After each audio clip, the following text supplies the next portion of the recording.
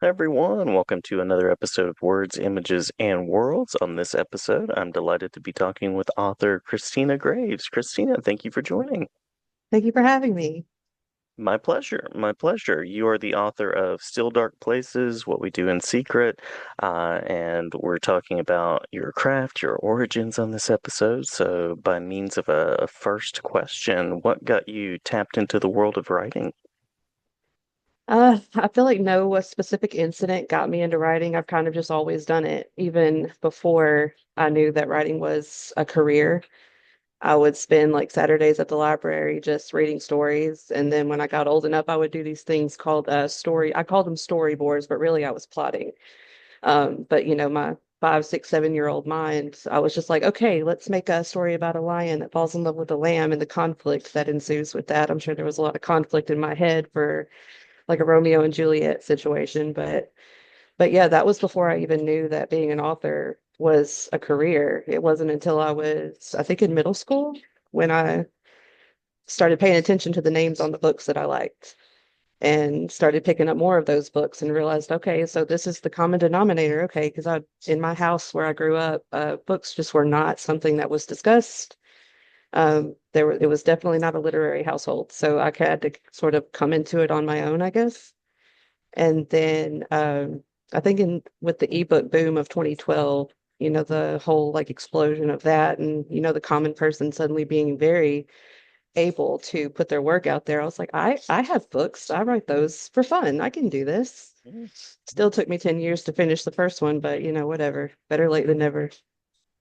Always a process, always a process. Uh, you're an author primarily of psychological thrillers. So, what draws you to psychology, to thrilling writing? What was the attraction there? Oh goodness. Another accidental situation where I originally wrote Still Dark Places as a horror novel. Mhm. But at the end of the day, when you write a book as a writer, you have this, hope for it. But at the end of the day, once the book is done and you give it to the world, it becomes the reader's property. It's no longer yours. And the reception very much was this is the psychological thriller, not a horror.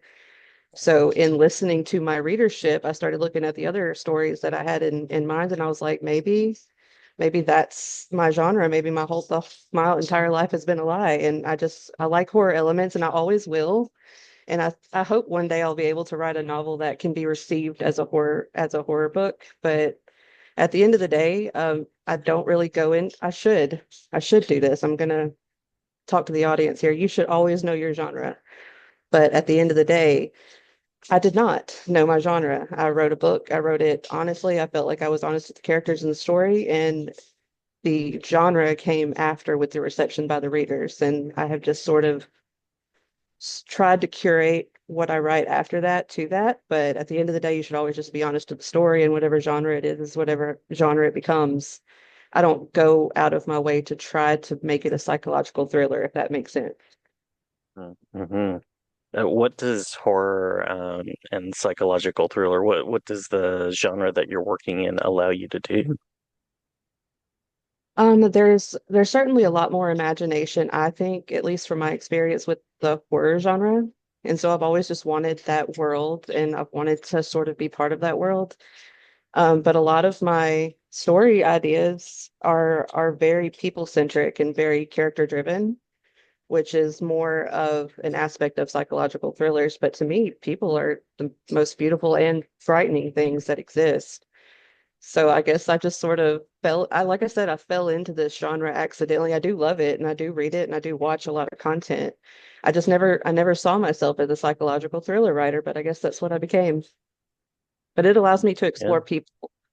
At the end of the day, people are what I am interested in. And so that's how I try to write my stories.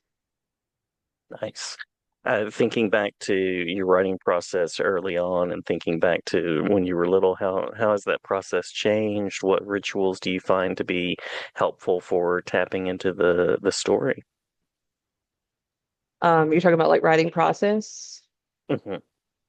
Um, Lord, it is different for every story.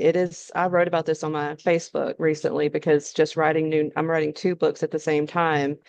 And you would think that you think that by this age, I would have like a tried and true method to what works, but that's just not the way it works for anything creative. You do what the creation demands. And so my process has been different for every single story. Just to give you like a little insight into what the books that I already have written. So Still Dark Places, to put it simply, and this is definitely taking out a lot of the fat. So I wrote two dual timelines and I wrote them not in consecutive order whatsoever. So it was a lot of jumping around timelines, jumping around characters. I do not know how I kept that story straight in my head. I just did whatever felt right in the moment. And Hmm. then it wasn't until both storylines were finished that I wove them in together and figured out how they fit together. I did not rewrite chapters to accommodate. I did not want to change the story that the characters had individually, but it wasn't until they were done that I wove them together. One of the books that I'm writing now is entirely through Excel. Or at least my plotting part. I haven't gotten to the actual Wow. writing part for that, but the process is so different in that I'm doing it all through Excel, tracking every beat, every single act, every scene, everything that has anything to do with it. I will ultimately write that in order. And the other one is wanting to be written in longhand in a notebook with like a blue pen. And I can't write it any other way. So it's just interesting. It's like having children. They each have their own they have their own personalities, they have their own way that they want to exist in the world, and your job as the author should be to just accommodate that. Nice, nice. Anything that you'd like to say about what you're exploring next in your work? How are you continuing to challenge yourself? And without any spoilers, certainly, but anything about that writing in progress that you'd like to mention? I always try to strive to be better. I'm only in competition with myself. I only try to be a little bit better than my last book. Um, I'm not ready to give out any kind of details about the plot. I will reveal the title of one of the books that I'm writing. It is called Darling Girl, and you are the first person to hear that, other than, my husband Thank and you. my family, of course. But it's called Darling Girl. Without giving too much of the plot away, just, meat and potatoes of the story. It is about girlhood. It is about a complicated relationship between the mother and daughter. And it is about the ultimate violence that can happen when the environment does not have the proper protections for young girls, and how that can manifest in thrilling and entertaining ways. And I'm loving every minute of it. Like I said, it's very different. I'm writing it longhand.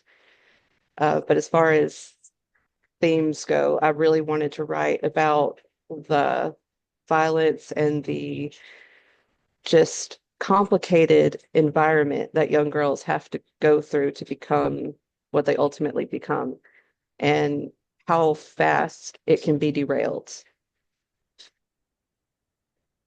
Powerful themes, absolutely. If I'm a listener and I want to find out more about you, are there convention spaces that you go to? Are there online spaces that I should pay attention to? I'm pretty active on Facebook. I recently started a Substack. I have not really advertised it too much because I want to get more content on it before I start talking about it openly, but I will let everybody know now that I do have a Substack, one of which I will document my process. And by signing up for that one, it's called Field Notes. So creative. And then by doing that, you automatically get signed up for my newsletter, which will be where I post all the news interviews. Is where I'll post this interview. It's where I will tell you about new upcoming releases. I'm ultimately going to self-publish most likely that novel that I mentioned. So that will be where all the news for that is first. Very great. Well, many thanks, Christina. Glad to have you back anytime, and best of all things with the writing that is on the way and the writing beyond that as well. Yeah, thank you for having me. Bye, everybody.